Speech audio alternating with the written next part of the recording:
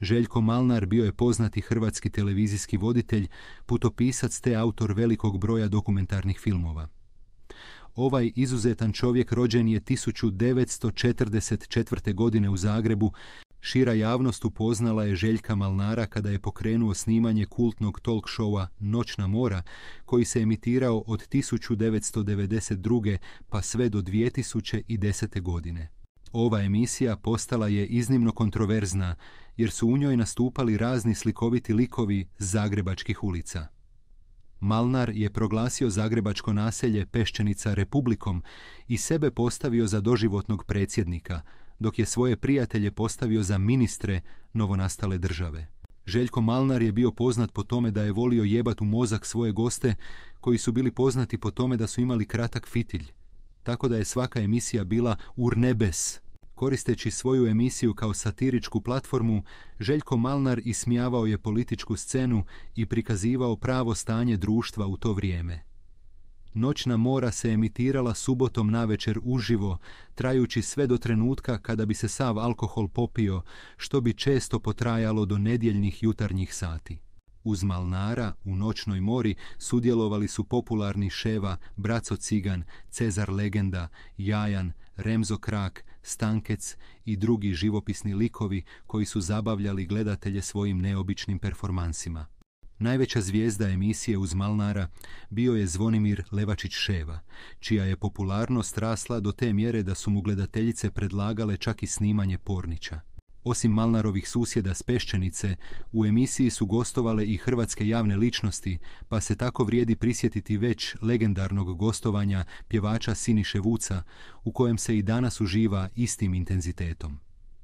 Trenutak u kojem ostrašćeni pjevač vadi novčanice i koristi ih kao lepezu ostaće u sjećanju mnogih. Naravno, tu je i Vucin citat za sva vremena: tko ne voli Vucu, ne diže mu se kurac.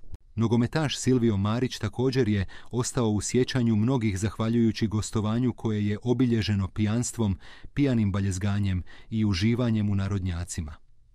Tom mu se prilikom pridružio i pokojni predsjednik nogometnog kluba Hrvatski dragovoljac, legendarni Stjepan Spajić, koji je ustvrdio da je nacionalno šikaniran.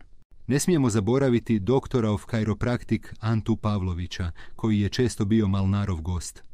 Uz domaće zvijezde znale su tu gostovati i strane zvijezde, a posebno valja spomenuti košarkaša Denisa Rodmana, koji se savršeno uklopio u ovu ekipu. Često je bio slučaj da se gledatelji koji se telefonski uključe u šou počnu obostrano vrijeđati s domaćinima i gostima šova. Tako je bio slučaj i u kojem su gledatelji zezali Ševu ili Jajana, te su se znali događati i pravi obračuni pred kamerama u kojima bi letile šake na sve strane. No, ne bi bilo fer govoriti o Željku Malnaru isključivo kao o voditelju Noćne more. Naime, on je kao novinar bio autor više od 70 dokumentarnih filmova i reportaža. Nositelj je mnogih priznanja iz svijeta dokumentarnih filmova, te je osvojio nagrade na Chicago Film Festivalu i Barcelona Film Festivalu. Vrijedi istaknuti da je Željko Malnar od gradonačelnika Boba Bolana 1986. godine dobio ključeve grada Fort Wortha, koji se nalazi u američkoj državi Teksas, kao nagradu za zbližavanje kultura i naroda. Također, vrijedi spomenuti da je 1986. zajedno s Bornom Bebekom izdao knjigu naslova U potrazi za staklenim gradom, koja doživljava 4 izdanja. Također, Malnar je jedini stranac nositelj titule Sejuli, što znači poglavica, koji govori polinezijske države Samoe. Zanimljivo je prisjetiti se da je Željko Malnar pobjegao iz Jugoslavije već sa 18 godina zbog, kako je kasnije ustvrdio, jer je Jugoslavija bila pizdarija od države. Nakon završene srednje škole studirao je medicinu i eksperimentalnu zoologiju, gdje nije položio niti jedan ispit. Međutim, za vrijeme studija oduševljava se genetikom i već kao 20-godišnjak organizira svoju prvu ekspediciju u jedinu prašumu Europe, Peručicu. S te ekspedicije objavljuje više zapaženih radova, te ga taj posao sve više zaokuplja. Za vrijeme studiranja Željko Malnar se druži s tada mladim indolozima s Filozofskog fakulteta u Zagrebu, što ga na kraju odvodi u New Delhi, gdje na Indian Institute of Mass Communication studira zajedno sa studentima iz 18 zemalja trećeg svijeta novinarstvo za nerazvijene zemlje.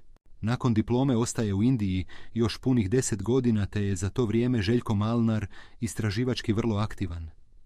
Istaknuo se u to doba vodeći ekspedicije po cijeloj Aziji i objavljujući mnoštvo članaka o azijskim narodima i njihovim običajima.